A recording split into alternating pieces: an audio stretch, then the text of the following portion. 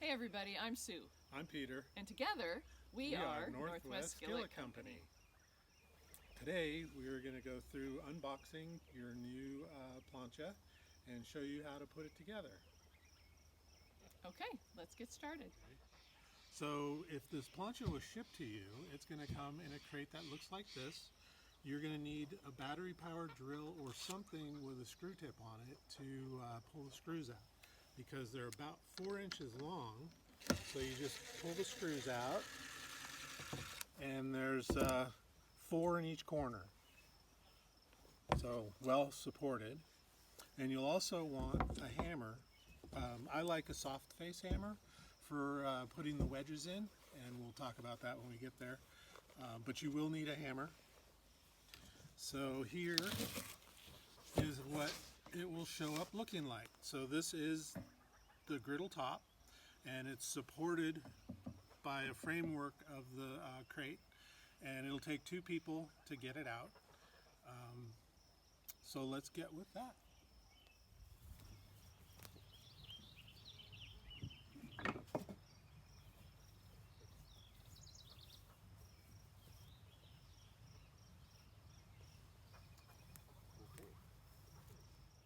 Okay, so the next thing that comes out are the legs, and they're individually wrapped in bubble wrap, and there are 3 of them because it's a tripod. So we'll just set those off to the side, and then the next thing to come out is the bowl. So we'll just set that over here, and then we get the last 3 pieces out and we'll put it together.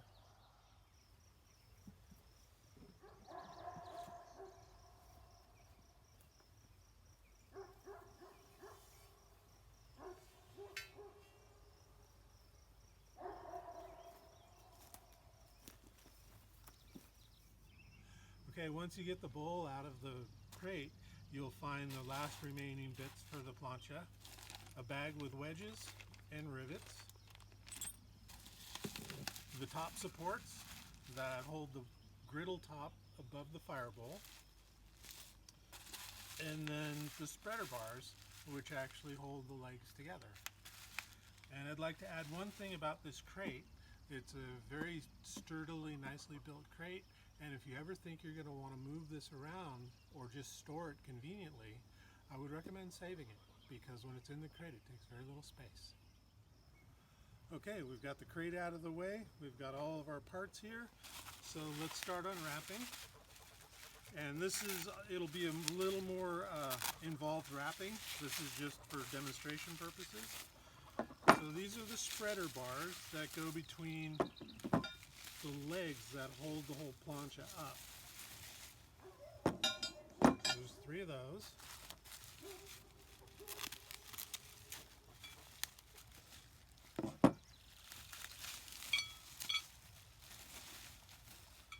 These are the top supports, and you can see there's an angled bracket on here, and this goes toward the inside of the fire bowl.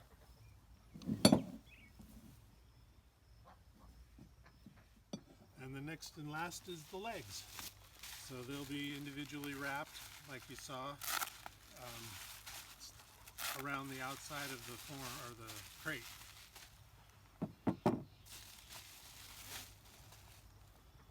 Oops. So now that we've got all our parts laid out in front of us, we've got to figure out how they go together. You'll notice on these spreader bars that there's a slight angle of how the bar, this pin or tenon, interfaces with the bar. It's just turned a little bit, and when you go to set it up, you want that turn facing out and away toward the bottom, and that's how they go in these slots. And this is where the wedge goes, and you can see there's rounded on the bottom, or on that face right there, and that coincides with the round on the wedges. So when you put them together, they fit really nicely. So as these go together, there's a top and a bottom, and they're all 3 the same. So when you go to put it together, and this one's up, the tenon is facing out and away, that goes in the top, and it's got a cut in it to allow everything to fit. So you put that in, just like that, and loosely, just with your hand, put a wedge in. Then you grab another leg, and we know because it can't go in the top, there's only a slot in the bottom. So there's the one in the top that goes for the other top bar. That goes here. So then just sort of balancing everything a little bit. Again, the round part in the tenon with the flat part against the leg. Put that in, kind of jiggle a little bit. That's really all you need to do. And then this one's going to go on the bottom. Again, the tenon is kind of out in a way. Put that in.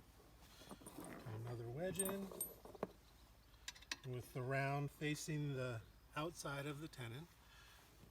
And then the last leg, and it's because this goes up to the top, it's going to go in this top slot. So put that one there. And again, put a wedge in loosely, just enough to hold everything, and then reposition so that I can work on it. And this is where it gets tricky. I've done it so many times where I've had this upside down because it's such a shallow angle away that you get it and it just doesn't fit. You're fighting with it, and you shouldn't have to fight with it. It should just fall together, kind of like that. Another wedge, oops.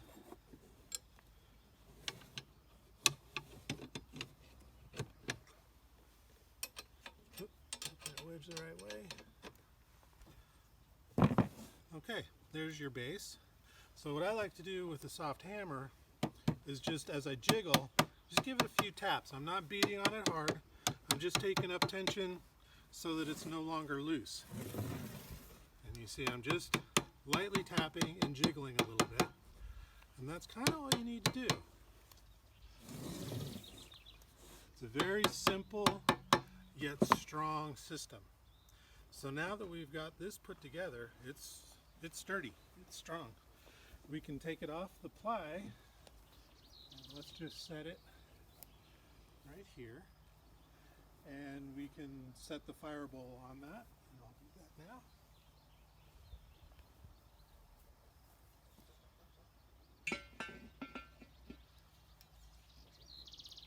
Okay, and the next thing we're going to do is take these top supports and put them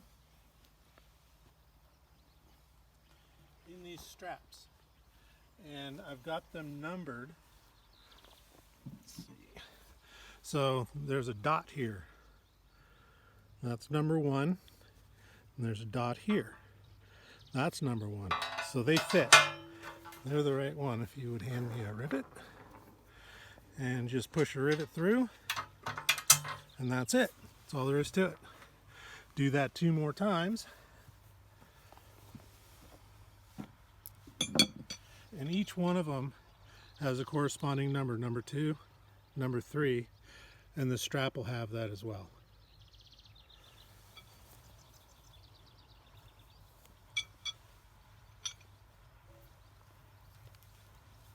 This one's number 3. And you want to make sure and put this tab to the inside.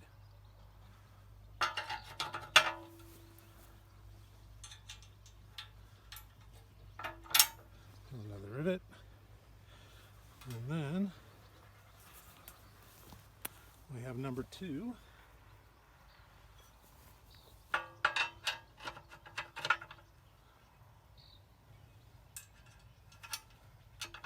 Okay, and we just set it down like this, and we're ready to put the top on the bowl. Okay, now we're going to put the top on. Sue's going to give me a hand.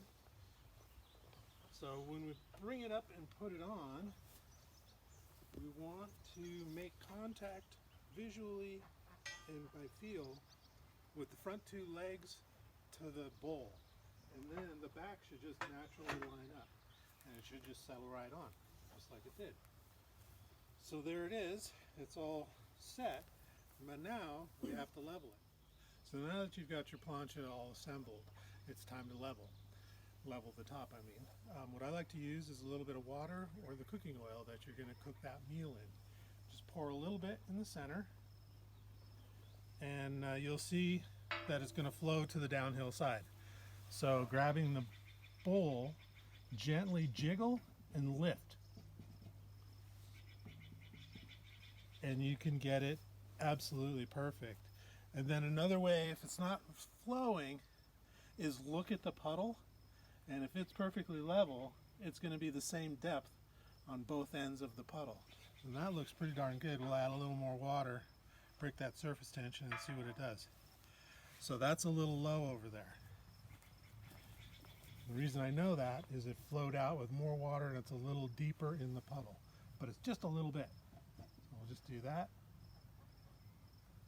We'll call that good. I think that's kind of perfect. So now your plancha is totally level for all the cooking you want to do. And you can see it's pretty stable. So there you go. All right, then now you see how to set up the plancha, level it, and next best thing to do is cook a meal. And I want to thank you for watching, and I really appreciate you purchasing one of our planchas, and enjoy. And don't forget, we're always here to answer your questions, so get a hold of us anytime. Thank you. Thank you.